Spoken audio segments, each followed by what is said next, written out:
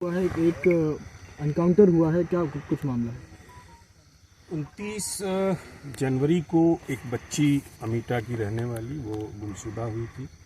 उसकी सूचना रात लगभग 11:15 बजे थाने को प्राप्त हुई। खोजबीन की कार्रवाई हो रही थी। 30 तारीख को उसके गांव के रास्ते पर उस बच्ची का शव मिलने की सूचना प्राप्त हुई। पिता के तहरीर पर सम्यक धाराओं में अभियोग पंजीकृत किया गया। क्योंकि यह घटना महिला अपराध से संबंधित था, इसे गंभीरता से लेते हुए 7 टीमें गठित कर इसके अनावरण का प्रयास किया जा रहा था, जिसमें सीसीटीवी, धरातली सूचनाओं को डेवलप किया गया। तो ये जानकारी प्राप्त हुई कि बच्ची ईट तक 5:45 तक पहुंची थी। उसके बाद टेम्पो से वहां से मूव की है, उस पर कंसंट्रेट किया गया।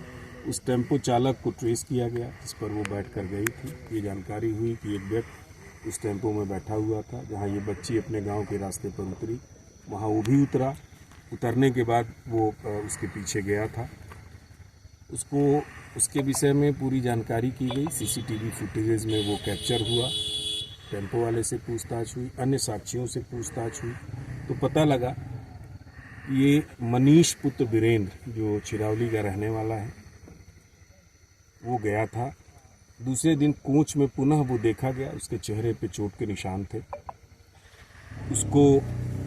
उसके विषय में पूरी जानकारी करने के बाद घटना में उसकी संलिप्तता पाते हुए उसे वांछित किया गया। आज एसओजी प्रभारी और प्रभारी निरीक्षक ईट को ये सूचना मिली। ईट छिरौली मार्ग पर बने पुल पर वो कहीं जाने के लिए, भागने के लिए बैठा हुआ है। इस पर ये लोग आए, इनको देखते ही वो भागा, पीछा किया गया। उसने पुलिस पार्टी के ऊपर 2 राउंड फायर किया। बाल पुलिस पार्टी बची। आत्मरक्षार्थ इन्होंने भी 1 राउंड फायर किया। गोली उसके पैर में लगी और उसको हॉस्पिटल रवाना किया गया है। प्रारंभिक पूछताछ में उसने बिल्कुल वही घटना बताई जो टेम्पो वाले और वहाँ के चक्षुदर्शियों ने कहा था। जब बच्ची टेम्पो से उतरी, पीछे पीछे ये भी गया।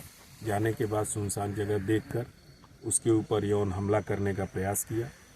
बच्ची ने शोर मचाया, उसका मुंह दबाया बच्ची का। उस दौरान उसकी मृत्यु हो गई और उसके डेड बॉडी को नीचे खंती में पानी में डाल दिया और वहां से फरार हो गया। अब चूंकि घायल था, अभी विस्तृत पूछताछ संभव नहीं थी। अब डॉक्टर से अनुमति प्राप्त कर विस्तृत पूछताछ की जाएगी। प्रत्येक पहलुओं पर इसमें विवेचना की जाएगी और साइंटिफिक एविडेंसेस हम लोग इकट्ठा करेंगे ताकि कड़ी से कड़ी सजा दिलाई जा सके।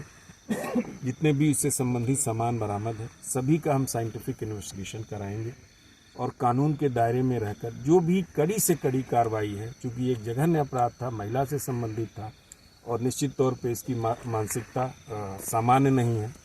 लिहाजा इसको हम लोगों का प्रयास होगा कि कड़ी से कड़ी सजा इसको दिलाएं, जिसके लिए जो भी संभव यथासंभव प्रयत्न होगा हम लोग करें। सर, पुलिस इतने दिन से पूछताछ कर रही है, क्या और लोग कुछ शामिल हैं इसमें?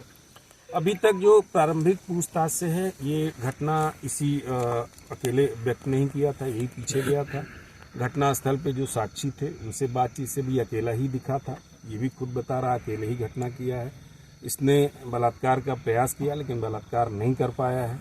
वो शोर मचाया बच्ची ने, उसका मुंह दबा दिया शोर बचने के लिए शोर से। उसी दौरान उसकी मृत्यु हो गई। सर, टीम को कितना इनाम? टीम को हम 25,000 रुपए का इनाम दे रहे हैं। और एक बात और कहना चाहेंगे कि अभी ये विवेचना हमारी जारी है। इसको और गहराई से, यद्यपि जो चीज़ें हैं लगभग स्पष्ट हैं, लेकिन और गहराई से कोई भी पहलू, कोई भी बिंदु हम इसमें छोड़ेंगे। ठीक।